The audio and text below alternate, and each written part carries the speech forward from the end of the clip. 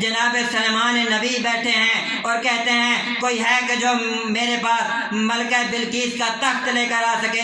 تو وہاں پر موجود ایک بہت بڑے جن نے کہا تھا کہ میرے پاس اتنی طاقت ہے، میری اتنی سپیڈ ہے کہ آپ کی محفل برخاست ہونے سے پہلے میں ہزاروں کلومیٹر دور اس تخت کو اٹھا کر لا سکتا ہوں۔ تو جناب سلیمان نے قبول نہ کیا، تو جناب سلیمان نے قبول نہ کیا۔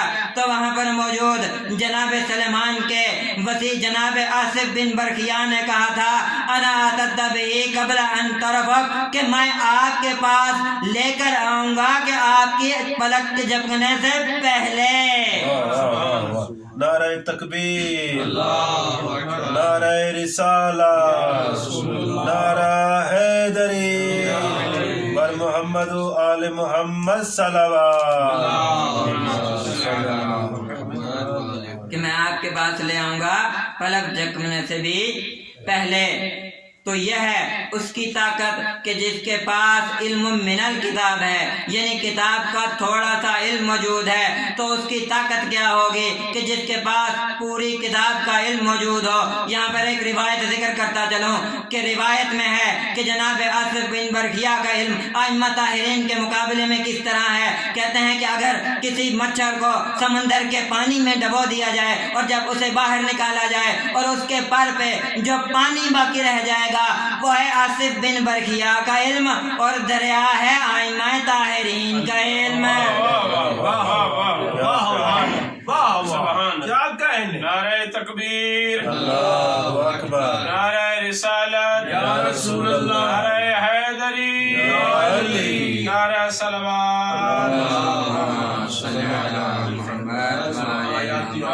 عزیزان محترم، ہمارے اور آپ کے مولا امیر المومنین کے پاس بہت سے فضائل ہیں، لیکن کسی فضیلت پر ہم کبھی فخر نہیں کی۔ یہ صرف علم ایسی فضیلت ہے جس پر امیر المومنین فخر کرتے ہوئے نظر آتے ہیں۔ کبھی کہتے ہیں سلونی سلونی قبل ان تفقدونی، لوگوں مجھ سے پوچھ لو کہ میں علی آسمان کے راستوں کو زمین کے راستوں سے زیادہ جانتا ہوں۔ پھر کبھی کہتے ہیں علمنی رسول اللہ زکن زکا، کہ مجھے رسول نے اس طرح سے علم دیا ہے کہ جیسے کوئی پرندہ اپنے بچے کو غذا دیتا ہے۔ پھر کبھی اپنے سینے پہ ہاتھ مار کر کہتے ہیں کہ اگر مجھ علی کے لیے مسند علم کو بچھا دیا جائے تو آئیں تو رات والے تو رات لے کر تو رات سے فیصلہ کروں گا، آئیں زبور والے زبور لے کر زبور سے فیصلہ کروں گا، آئیں انجیل والے انجیل لے کر انجیل سے فیصلہ کروں گا، آئیں فرقان والے فرقان لے کر قرآن سے فیصلہ کروں گا، اور ہر کتاب بول کر کہے گی صدقتا یا علی، صدقتا یا علی۔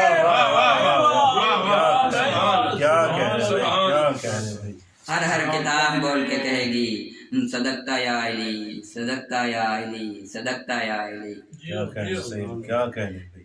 محشر کا میدان ہوگا، روایت میں ہے کہ محشر کا میدان سجا ہوا ہوگا، خدا انبیاء سے پوچھ رہا ہوگا کہ کیا تم نے اپنی نبوت کا حق ادا کیا یا نہیں۔ جناب نوح کی باری آئے گی، اللہ جناب نوح سے پوچھے گا اے نوح کیا تو نے اپنی نبوت کا حق ادا کر دیا تھا یا نہیں؟ تو نوح کہیں گے یا اللہ میں نے اپنی نبوت کا حق ادا کر دیا تھا۔ تو آواز قدرت آئے گی اے نوح کیا کوئی گواہ ہے؟